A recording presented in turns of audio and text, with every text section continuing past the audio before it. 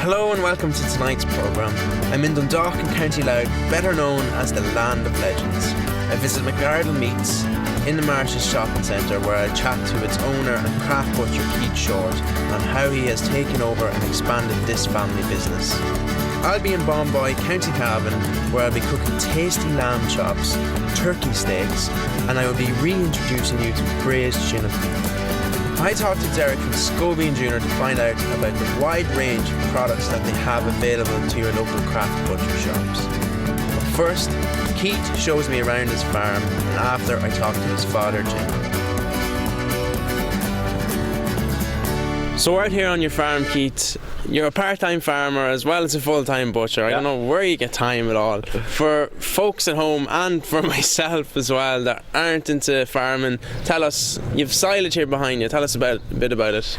Well, the silage is obviously made in the summertime when the weather is good. The grass is lovely and green. It's then cut and put into the pit. The pit is then tramped and covered. The pit is open in the winter time, so when the cattle are housed in the winter, you feed them silage. Now this silage here is 74 DMD, which is very, very good. Anything over 68% is very, very good. Okay. This contains 10% protein, which is excellent, and 14% ME. ME is the energy, which is also a great result. Some years it differs depending on the weather when you cut your silage and how your crop is, but this year this is excellent silage. We then block cut the silage and feed the cattle. This helps them gain weight. It also keeps them nice and warm and all during the winter time. Yeah. So it's a great feed for the cattle in the house during the winter. Brilliant. How long will that full pit last you? Depending on the weather, you always aim to have enough to get you into May, because with the Irish weather you don't know. You start in October, November depending on the weather, and so about 6 months of the year. But some years can run on, some years you can get the cattle out in grass a wee bit earlier. So Keith, you don't just feed them silage, you also feed them, is it meal or? Yes, we also give them meal. They're fed meal twice a day, early in the morning and late in the evening. We get our own blend of meal made, especially for us. We've tweaked it a wee bit, so we have a 40% maize content, it's very high maize content. That helps produce better beef, leaner beef. It has a nice bit of fat, but not too much. Certain meals can put on too much fat, and we don't like too much fat, just a nice covering of fat on the animal. The boys there, they help out lots on the farm. They love the farm, and farming to us is it's to do with our work, and it's all connected through our work, but it's a hobby we have. And when I go home in the evenings, the first thing the boys, if they're playing their computer games or playing with their toys, if they know I'm going to the farm to feed the cattle, I don't have to ask them to go. They want to come and do it. They enjoy being with the animals. It's also a great education for them, they see what's going on a farm. They know the safety issues on the farm, so they're growing up with it all along, and they love it. They really do. And they're outside, and it's a great, fresh, healthy, healthy thing to be doing. They all have their own cattle and look after their own wee cattle. And really? Yeah. So. Oh, that's really good. So they all look after their own one and feed it and make sure it's alright. They're genuinely interested in farming, and it's great for them. It's really great, and plus it's connected with our business. So we have a chain where we start here with the animals.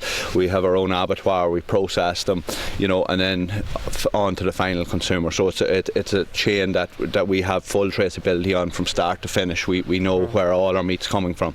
And you select all the animals yourself as well? We select all our animals. We also have cows calving now.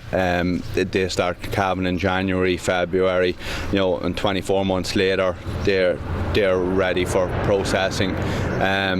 So all our cattle are all processed under 30 months when they're young, and the meat's lovely and tender. So that's when it's nearly, like Sean Kelly described to me, as ripe. Yes. The meat is ripe. Yes. You have to age it for 3 weeks. That's key as well. You take it in and you hang it for 3 weeks in the processing unit. Brilliant. So are we going to go in and have a look? Yes, we'll go in and we'll show you. We'll learn you a wee bit about farming, Adrian. Brilliant.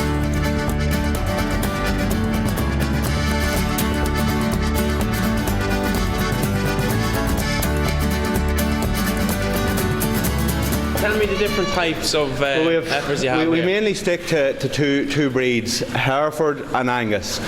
They're a typical Irish breed because they don't grow up too big. They fatten at an early age. So that's the typical cattle that we keep. An odd time the boys see a nice Charlie or a nice white Charlie, they like to have that for themselves. Yeah. But the Charlie then, they themselves we'd take it into the mart, the local mart, and they would sell it. And it also gives them an education, to sit in the box and tell the auctioneer how much they want for it. And it's a whole learning curve, But I would have done all this as a kid as well, I would have grew up here. Your home place. I grew up here, feeding cattle and being involved in the farm even before I started the butchering, so it was all linked. But the beauty about this is when these cattle and all this processed, you see the meat, you see the quality of it, you see the steaks, you give this to a customer and they come back and tell you how good it was and the steaks were beautiful, and that makes all this worthwhile. Customers coming back telling you how nice the meat was, and you can see the result because we do it ourselves. We have everything from farm to fork. People say that, but we really are. We have the farm, we have the shops, and then the consumer buys it and has it on the plate. And the difference is in the quality of the meat. When you eat it,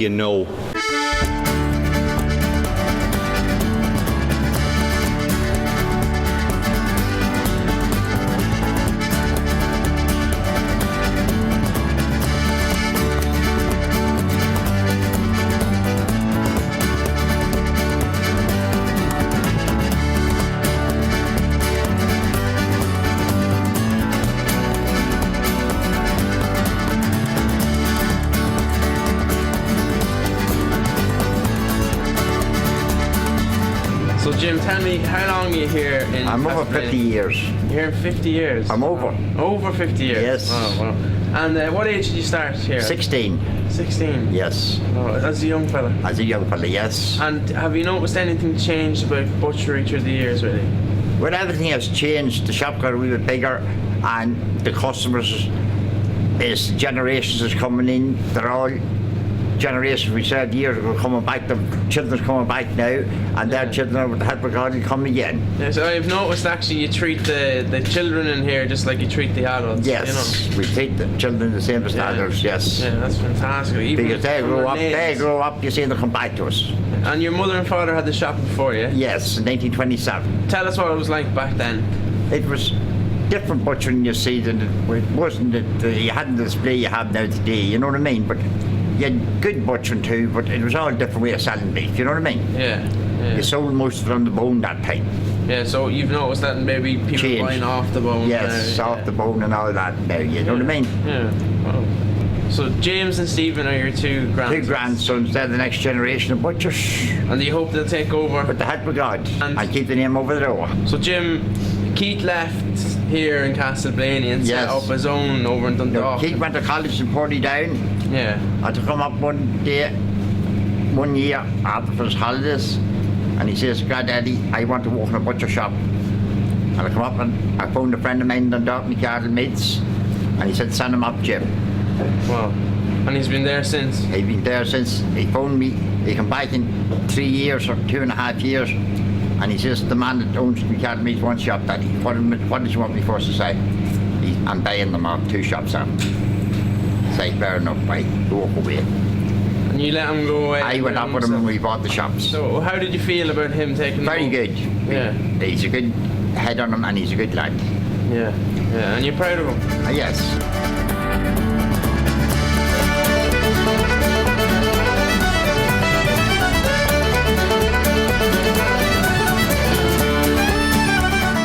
Back in Bombay in County Cavan, I'm using a cut of meat which can only be got in your local craft butchers. That is a shin of beef.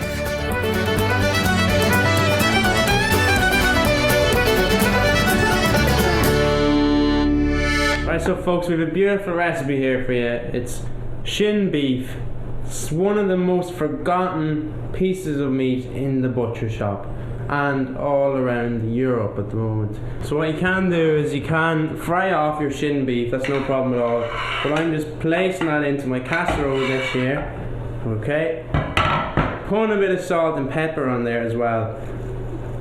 And then what we're going to do is we're going to crisp this up after.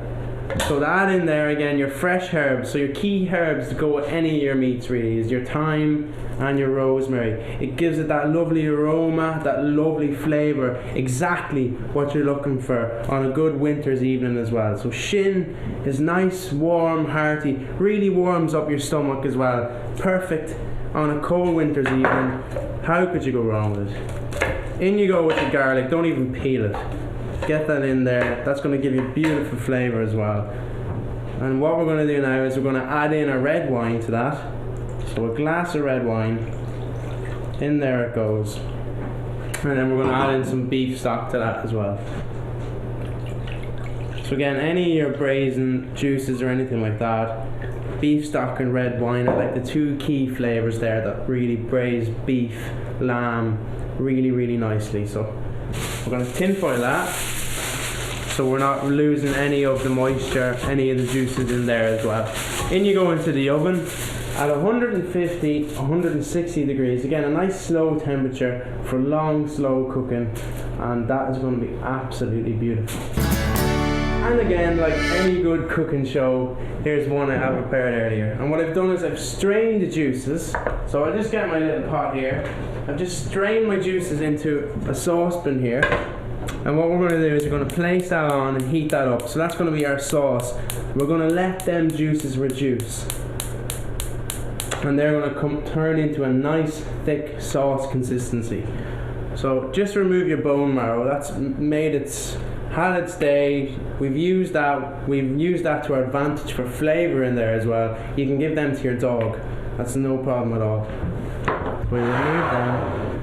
And then in here, what we're going to do is we're going to put our nice bit of shin into a pan and take it to the next level. We're going to put a bit of oil in our pan. There we go. And then what we'll do is we'll just pick up the shin, break it into little bits with your hands, removing any of the little bits of fat that's on there as well. Okay.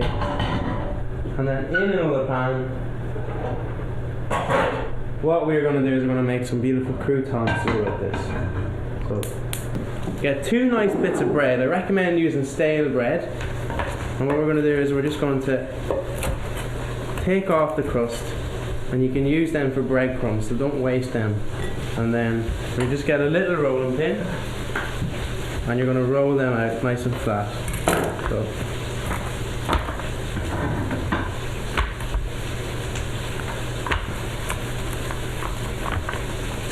again, the same with the other one. Roll it out nice and flat. And then what we're going to do is we're going to dice them up nice and small. So this is called like a brunoise. It basically is like a nice refined dice cut. And when these are fried off, they add a lovely crispiness to the top of the dish that really just melt in your mouth as you're eating your beef. It is to die for. And then in they go into your frying pan here.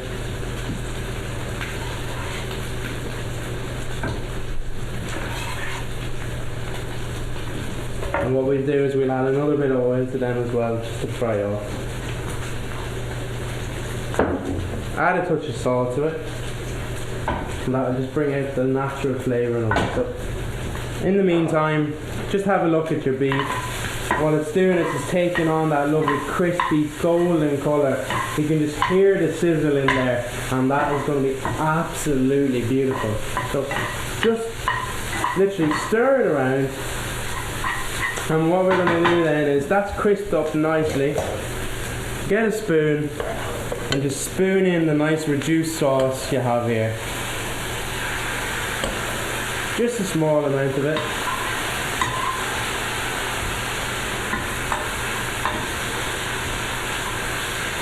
Okay, so we're going to serve this one up onto a nice plate, and then we'll just use this little fondant cutter here as well. So you can turn off the gas on your croutons and everything. They only take a couple of seconds and they crisp up really good sometimes. So in you go here with your beef.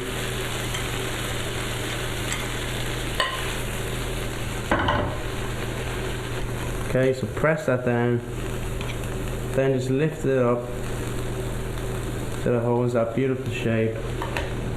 When there's just drizzle over the sauce.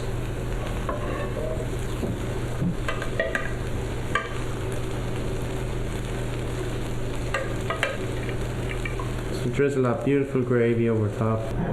Tidy that up nicely.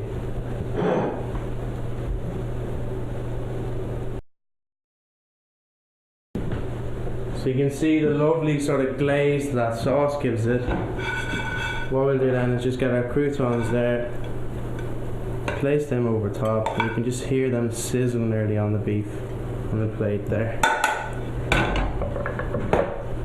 Finish that off then with a little bit of parsley just on top, and then you're good to go. Just remember folks, that lovely grass-fed Irish beef, shin of course, can only be got in your local craft butcher shop. Coming up in part 2, Keith talks to me about how he has adapted his business for today's customers. I'm back in Bombay cooking lamb chops on a bed of little gem lettuce with mushrooms.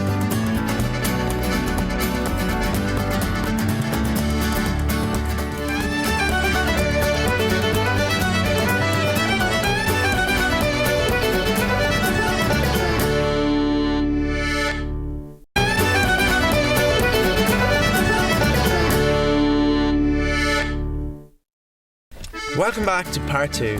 I chat to craft butcher Keith Short, owner of McArdle Meats, about being a butcher and businessman for today's customer.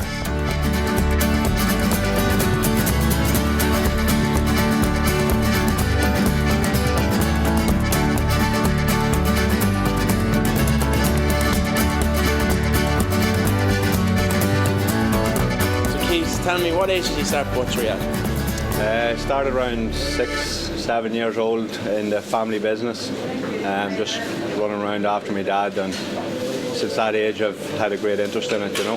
Brilliant. And I seen James actually was running around here today as well, your young fella. Yeah, it's a bit surreal. He seems to have the same appetite as well. He likes being in around the shops and out on the farm, and likes everything to do with butchery. He's interested in cooking as well. So he's the next generation, isn't he? The next generation coming along, yeah. So Keith, how do you manage all your stores? Well, it's pretty difficult. Typical day we'd start around 6, so I'd be on the phone from 6. I'd be in setting one of the shops up, then get that shop set up, start going around all the shops, checking, just doing a full check on all the shops nearly every day. I'd be behind the counter serving, I'd be in the office, I'd be down in the factory, in the production areas, making sure all the production's been done, all the deliveries are being done. You must have eyes everywhere. Yeah, I have cameras on the phones, and the phone's constantly going. I'd be constantly in contact with all the shops all the time. Brilliant. But they're all open. Most of them's open 7 days a week, so requires working Sundays as well. And especially coming up to Christmas or in the summertime, it's mad, especially on Sundays, because we're usually the only butcher open and the barbecues, so you'd be making loads of stuff and you deliver it to one shop and you think that's it, filled up, and you come back an hour later and it's empty and you have to fill it up again, and it's a hectic time of year, Do you get any sleep? Yeah, a wee bit. Don't need much. So how many customers will go through here in the marshes a week? 3,500 to 4,000 a week. And in all your shops then? About 15,000 a week between everywhere, yeah. We have about 15,000 customers and per week. You're always trying to gain Gain more customers and look after the ones we have. It's critical that we look after the ones we have, because the best form of advertisement is word of mouth. We would find a lot of people would come in, if it's a new customer, they've had a meal in another person's house, or they've heard other people talking about a certain product or that we do. So when we get them in, then we try and promote another product, or Brilliant. You have a great selection here in your counter. Where do you get all your ideas from? I suppose I would travel a lot around the country, around Ireland, England, into other countries in Europe as well. We'd take small ideas back from them. The staff, we would always encourage all the staff to come up with new creative ideas. We're lucky we have our own kitchen, so we can test everything, we can cook it. I suppose over the years we just built the products up, and if you try and take one away, there's always customers looking for it, you know. Yeah. And customers really do give us ideas about products. There's certain products, you know, people would come up and say, Keith, why don't you do this, or why aren't you doing that, or, you know, and then we would develop that, you know.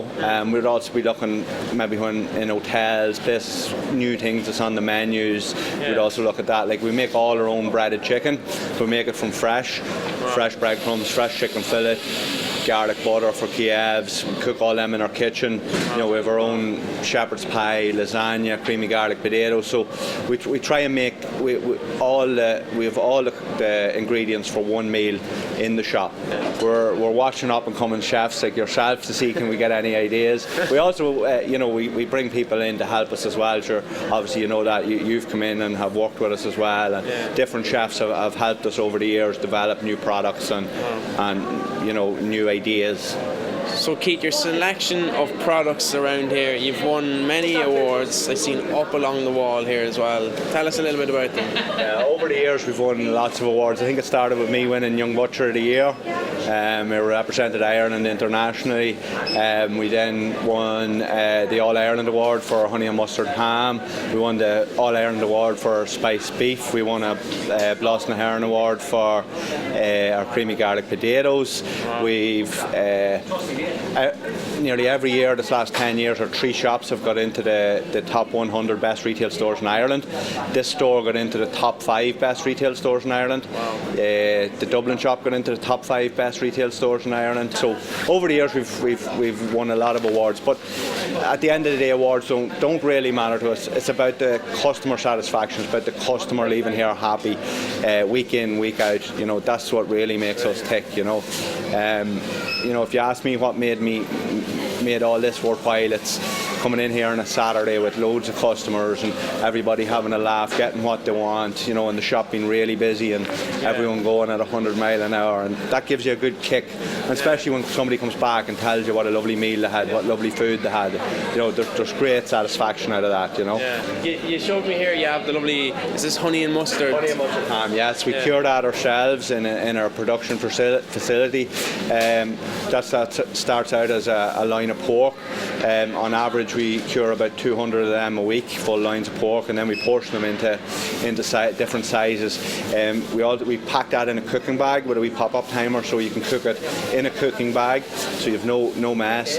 You don't have to steep it, boil it, you just oven roast it, and it's a beautiful product. It's great in the summertime for salads, it's great in the winter time for Christmas, or it's lovely hot. It's great for, a lot of people would buy it for kids going to school because it's real healthy, you know, and you can slice it for sandwiches, so you can have it for Sunday lunch. You have some left over for the kids for Monday for sandwiches. So and it's really versatile as such. Really versatile product, yeah. It's really took off for us. It's one of our big selling products. What's next for McArdle Meats?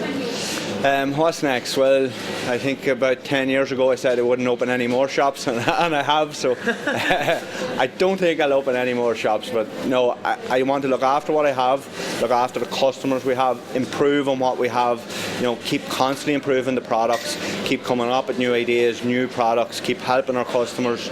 You know, that's what's next for McArdle Meats, just really looking after what we have and keeping the customers happy week in, week out. Brilliant.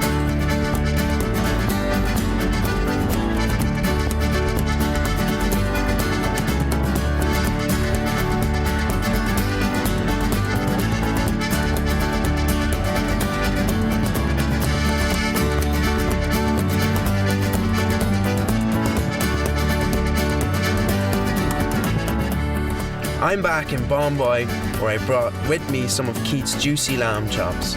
I'll be serving these up on a bed of crispy gem lettuce and mushrooms.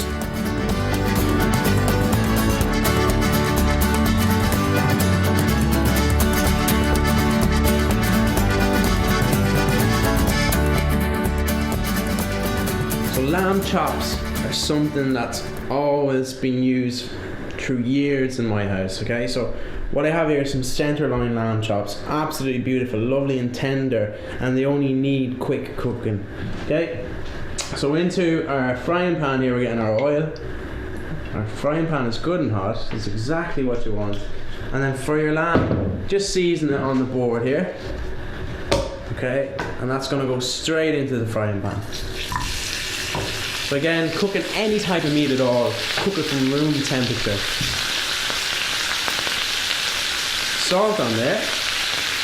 And then what we're going to do is we're going to use this saucepan here and we're going to make a lovely bit of mushrooms and little gemlets to go with it.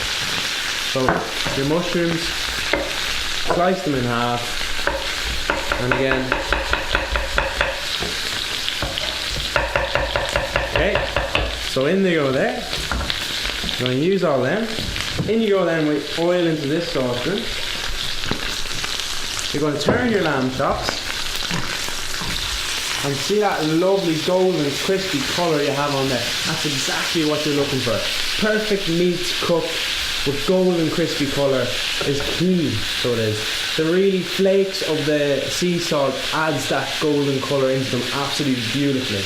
Then you go then with your mushrooms, add some pepper, add a touch of salt as well, and then we're going to chop up our lettuce. So I came across this actually during World War II. Soldiers used to hold their lettuce in their backpacks and it used to wilt on them. So they used to cook it in their little pots they had with them. And I tried this before once I researched it, and it actually turned out really, really nicely with it. So slice it up. Again, you can use Little Gem, you can use Iceberg, you know, you can use any of the lettuces there. You can also use Rocket actually, which adds a lovely pepperiness, which combines well with the mushrooms. So in you go with that there, and we're going to give that a good stir. So that's going to saute down, it's going to wilt down the lettuce in there, and it's going to give it a lovely sort of crispy colour as well. Turn your lamb chops once more, and again that crispy golden colour. And then again, when you're buying any type of meat from your craft butcher at all, make sure there's a lovely layer of fat going on the outside of it. You can cook with it on because it provides flavour. Cut it off then once it's cooked. So it's vital that you cook with the fat on. So we're just going to take my lamb off the frying pan there now, so they're good to go.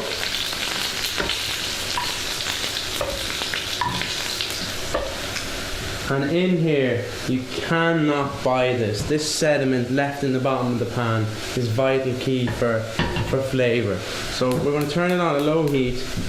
We're going to add in some balsamic vinegar to that. When it goes, we're going to add in some Worcester sauce. And then we're going to add in some beef stock there as well. Add in a little touch of fresh thyme to that. And let that then reduce down on a high heat. And that's going to be your beautiful sauce to serve with that. Again, I wouldn't add any thickening agents to that as it sits in your stomach for the next 4 days. So reduce it down naturally. Let the steam come off there and reduce down nicely. So can we go back to our Little Gem lettuce? That's wilted down, just have a look there. It's wilted down nicely like spinach nearly. The mushrooms have taken on a nice golden colour. What we're going to do then is we're going to add in a touch of salt to it just to season it and adjust it. And then we're good to serve up. What we'll do is we'll add on our Little Gem and mushrooms there.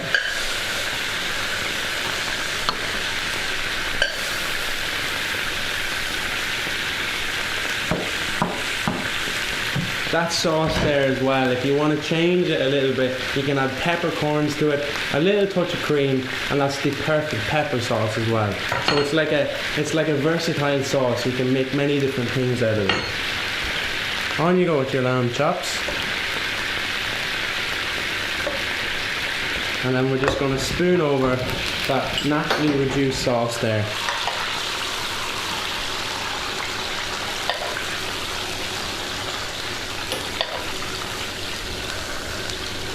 That's like a real proper gravy there.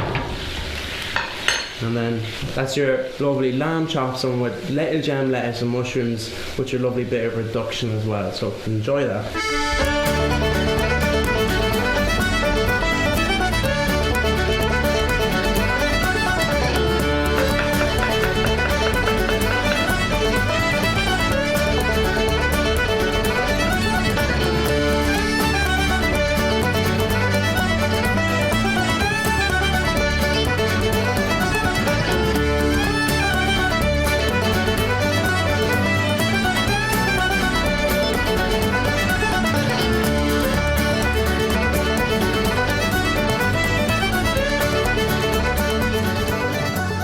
There you go, folks. Quick, easy and tasty lamb chops from your local craft butcher. For all of tonight's recipes, you can visit my blog www.chefadrian.ie. Time to go over to Scobie and Junior, where I talk to Derek about how Scobie and Junior are adding value to food.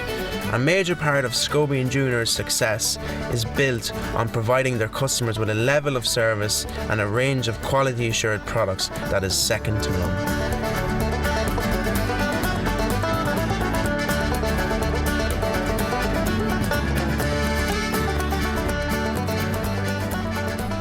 So Derek, tell me a bit about Scobie and Junior. Yeah, Adrian, Scobie and Junior was formed in 1919, so we're nearly established now 100 years. We've been supplying the meat trades, essentially everything bar the meat.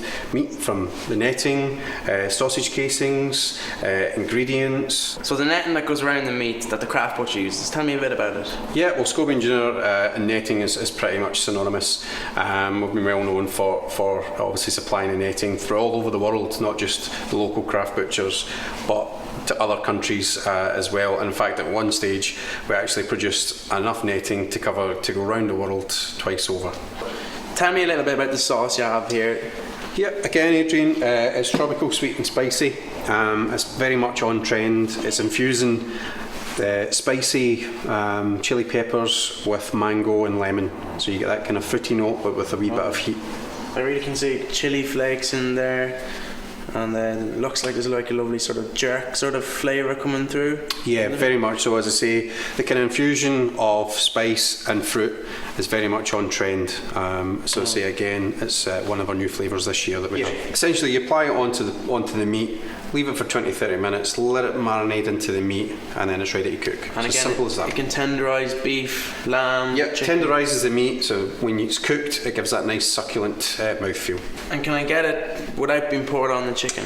You can, yeah. Again, at Scobie and Junior, we do everything bar the meat. So we've got all different sizes of tubs that we can supply to the local craft butcher.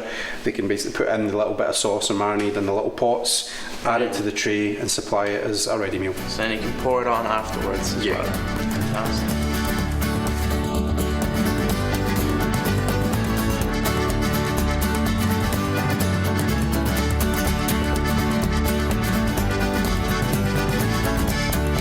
It's time to put the kettle on. Coming up in part 3, I visit the service facilities in McArdle Meats where Keith shows me a few secrets to their success in his handmade products. I'm back in Bomboy for more cooking, and I also chat to the president of the Associated Craft Butchers of Ireland, Hugh Maguire. See you in a bit.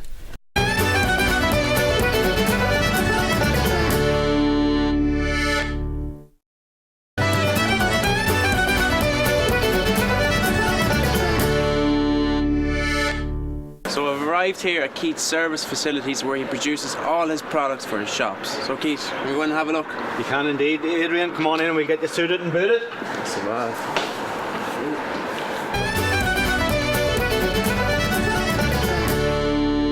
At the moment here we're doing our famous honey and mustard ham. So that's just the marinade that's made up there. Yes, we make that marinade up ourselves, so it's different. And that's the one we won the All Ireland Award for, the best product in Ireland. So what you've done, Keith, is you've took all the work from the back of your shop and brought it into like a central distribution for all your 5 shops, really, isn't it? Exactly. What I found as we got that wee bit busier, we were spending a lot of time preparing all these new products, all the marinated products, and I found that the customer wasn't getting well enough looked after because we were so busy. We were preparing all the stuff. So we centralised everything, so we have full traceability. Everything is made here, it's made consistently because the same people's making it all the time, so it's a consistent product.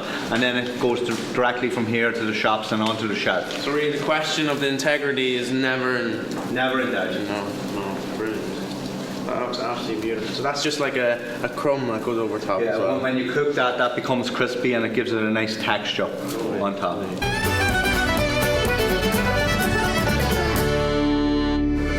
This is our production kitchen. The girls are working away hard here. Wow. This is our homemade shepherd's pie. Violet, all the homemade shepherd's pies are hand piped, all the potatoes hand piped. She cooks down her mince then in a... Cooks down her mince in a brat pan. Then she hand pipes the potatoes onto each shepherd's pie. And then you crisp them on top then as well, is it? They go back into the oven and be crisped on top. Lovely. Yeah. Monica's doing the creamy garlic potatoes. This is her own homemade creamy garlic sauce. This is very popular. About that, you're award winning, wasn't it? Yeah, we won a Blossom Heron Award for that 2 years ago, or last year, and it's a very popular product. On average, we sell about 5,000 of them a week. They look delicious. Yeah, so we take in the local potatoes, we steam them in the oven, then hand slice them all. Monica will put the sauce on and then top them with cheese. Lovely. What have we got here, Keith? These are croquettes, aren't they? Yeah, these are handmade potato croquettes. So we have mashed potato with some milk and cream, all hand rolled. Then dipped in milk and fresh breadcrumbs, and they'll then go on to be dipped in the deep fat fryer. Lovely. And they'd be a very popular dish, especially with steak. They're very tricky to make. She's perfected the... Over the years, she's perfected it. If you were making thousands of them a week, you'd perfect it yourself. Do you want her to show you how it's done? Yeah, I'd like to see actually, because I'm not You great go over and at try one there and see how you get on. Show me one here. Like that? A little bit more, okay. Keith, you get to do one here as well. Lovely. Come on. So, would you approve of this one then, would you? Yeah. Probably not. There we go. Bit thinner than that. Okay. I tell you what, they're not easy. Wow. And Keith, how many of them would you do in a day? About 800 packets a week. We do 3 different varieties. That's a plain one. We do a garlic one, and we do a ham and cheese. Here we see the homemade chicken Kievs, southern fried chicken Marylands. They're all made in the butchery. They come in here and they be blanched in rapeseed oil. They then go on and into the blast chiller To cool then. to cool down. When they're cooled down, they go in next door to be packaged, and then they go out to they're packaged and labelled and go out to the shops. Out to all the shops. All to the shops. I see that you've a good lot of Kievs and Marylands and everything. They're very popular because they're such a natural product. They're very popular. And they're good and healthy because they're done in rapeseed oil. Exactly, and it is only a half-hour cook time, which you come home in the evening, a chicken Kiev with a nice salad or... Yeah, no, it is. It's like convenience at its best. Nearly. Convenience, yeah. Here we have our shepherd's pie just coming out of the oven. How does that look, Adrian? That looks amazing, actually. I don't know if I could make better myself. And so again, they'll go into the blast chiller, be chilled down, and go on to be packaged to go out to all the shops. It's a lovely golden colour on that. They're very popular. You take them home, you can heat them up in minutes. So you'd feed a family of 3 to 4 with one like that. Yeah. This is our cooked hams. So We sell all year round. Yeah, we glaze them. That's a honey and mustard glaze. And we sell them all year round. They're very popular. We sell it whole like that or in half. At Christmas they're very popular for Christmas, but we sell them all year round. So can I try it? Of course you can, Adrian. One second. Might put a bit of meat on you. See, that's the first thing you told me when you met me was I'm too skinny to be a chef. Give you a few years. It's all down to exercise, folks. Now there's a good big portion for you. Okay. See that? Look at that. Quality of that. Wow. Now, can't wait to get my... Oh my god. Just the glaze and everything on that is absolutely beautiful. Sorry, I'm stuffing my mouth here. The glaze on that is absolutely beautiful. The flavour, the lovely saltiness of the ham. You just know that is a perfect product. Keep fair play, dude. Beautiful.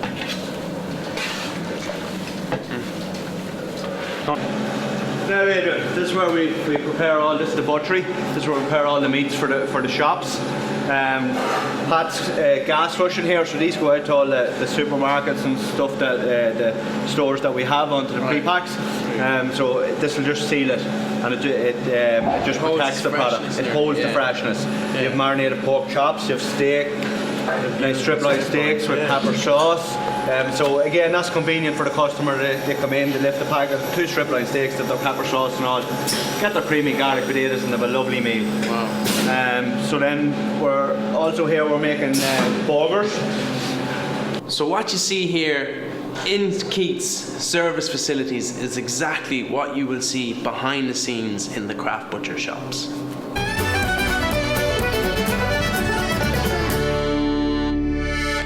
Hi, I'm Karen Munnelly. I'm the technical manager for Craft Butchers. So I help butchers all around the country prepare for their independently audited certification audit. Very good. I also help butchers implement food safety management systems, or they may need help implementing tasks given to them by their environmental health officers. They also need food safety training, so that's a service we provide. And also they could just need help interpreting food legislation.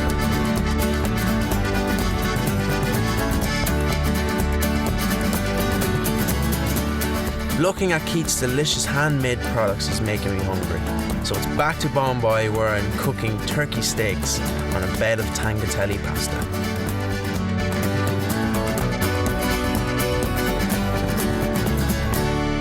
So this pasta dish here is absolutely packed full of flavour. It's like a punch in your mouth nearly. I have some beautiful turkey steaks here. They're really high in protein and low in carbohydrates. They're like a great energy sort of, if you're going to the gym, this is the dish for you. Okay, so what we're doing is we're getting our tagliatelle pasta on first, okay? So we have nice little bits of dried pasta there. And then they go into a pot of boiling salted water. In they go there. We're going to let them boil away. They don't take that long at all. So when you're cooking pasta, what I recommend is cooking it a minute less than what the packet says and finishing it off then the final minute in the sauce. Okay? So in this frying pan here, I'm going to cook off my turkey steaks. I'll get a bit of oil in there, get it good and hot, and then season your turkey steaks. So it's important that when you're cooking anything at all that you season it before it goes on the pan. On you go there, and we're going to get a nice griddle on them. So again, season the other side. In this saucepan here, I'm going to make my sauce. Okay?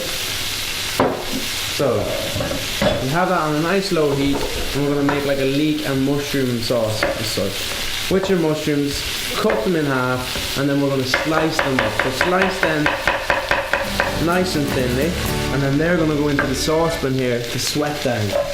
So in there you go. What we're going to do then is we're just going to use the bottom part of the leek, cut that off, this side here as well, and then we're just going to slice that up into nice pieces, and then that's going to go in and sweat down with our mushrooms. So break it up in your hands, and I'm going to give that a good mix then as well.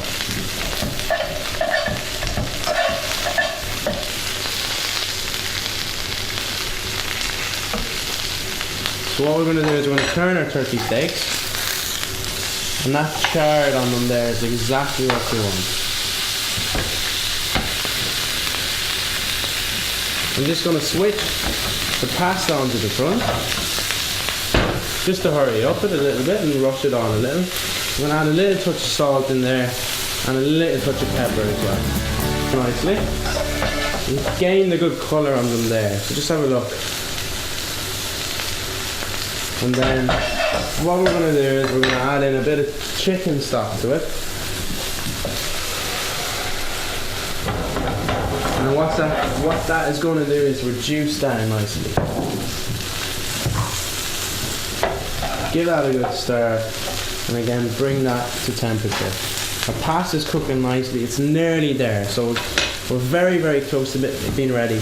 Into our sauce, we're going to add a lovely bit of cream, okay? So just really, it's like a natural thickening agent in there. You don't have to add in any corn flour or any bits and pieces. That's going to thicken up naturally itself. So I'm just going to strain my pastas. We'll take it off the heat, remove it there, and then just get it into your colander.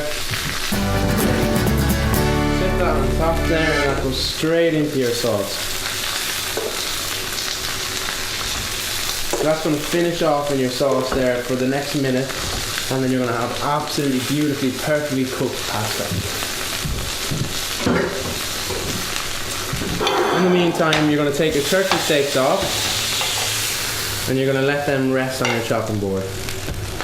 So our turkey's resting, and it's good to go now. Our pasta's finished off in our sauce for the last minute. What we're going to do is just going to plate this up. So with your pasta, just in the center of the plate there, make sure you get some of that beautiful leek and mushrooms in there as well. Okay, give it a little.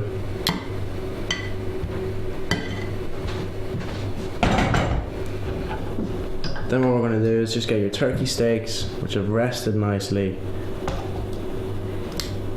and place them on top. And there you have it. That's an absolutely beautiful bit of pasta, tagliatelle, done with leek, mushroom, a lovely creamy, rich chicken stock sauce in there as well. The secret to this dish is in the pasta. For all of tonight's recipes, click onto my blog www.chefadrian.ie, where you'll find more tricks and tips. Associated Craft Butchers of Ireland was established in 1999 to bring together the 4 trade associations representing the independent butcher sector in this country. With over 500 members across the 26 counties, I talked to his president, Hugh Maguire, who is an award-winning craft butcher himself. Hugh, how are you? Hey, Good to see you. And you too. Tell us, I've been with the craft butchers for 2 years. A lot of people know about craft butcher shops, but they don't know about the association. Okay, so can you tell us a little bit about the association and what it does for its customers? The association was set up originally to help its members serve as a service space for its membership throughout Ireland, approximately 500 members. It was to help members throughout the country at administration level on a daily basis, helping with their shops, upgrading their shops, promotional campaigns and so on and so forth. It has changed now the last 5 years, especially since after the Celtic Tiger, where during the Celtic Tiger a lot of people were eating out and eating processed foods. Okay. Now we're back to basics again, where a lot of us are back home cooking again. So Hugh, how has the association evolved? Well, it has changed dramatically over the last number of years, from everyday cutting up meat, presenting it in the traditional way. It has evolved now to a culinary element to it now, where we have a lot of emphasis on value-added cooking and cooking's touches to it. We have introduced yourself to the association for your culinary expertise and educating our members. Yeah, so there's like a whole pile of services available with myself, like throughout, which really has nearly evolved the association itself, with like aspects of product development. There's pop-up cookery schools, there's cookery demonstrations for charities. There's a list of items there available for all Craft Butcher members. That's right, and our involvement in the local community is essential. What we're doing for the local GA clubs, the local schools, we're fundraising for them, we're using our culinary experience, we're having cookery classes going on in local communities throughout the country. We are one of the last standing independent small food retailers left in Ireland. Yeah, so really people should be proud of what craft butchers have in Ireland. We have a serious standard. You can see there at the shops right across the country. Our quality of our meat, our skill sets in our stores. I mean, we have 100 independent abattoirs sourcing their meat locally, and we have that skill set that we know the animal from the very, very beginning. A lot of us are from farming background.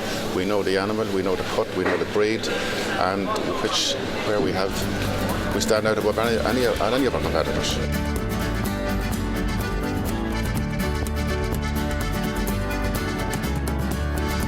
Coming up on next week's programme, I visit O'Crooley's state-of-the-art craft butchers in Carrigaline in County Cork, where their success is based on using the finest Irish meat products mixed in with integrity, quality and service.